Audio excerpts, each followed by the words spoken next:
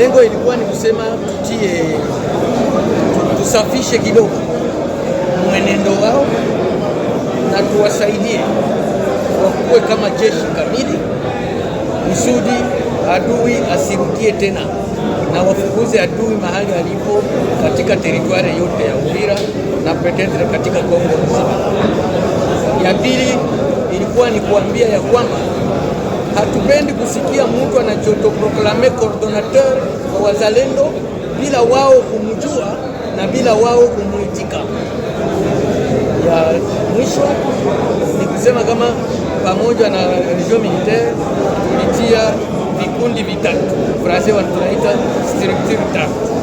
Structure moja inasimamiwa na komanda ya Kukumba, structure ya pili inasimamiwa na komanda Komazito, structure ya tatu inasimamiwa na Alexi Dunia.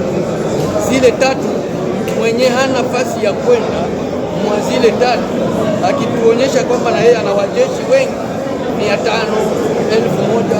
1000 au atuambie mimi nimelibereka mnambo ndio na libere Sange, alafu tunaweza kuongeza naye ikakuwa structure hii.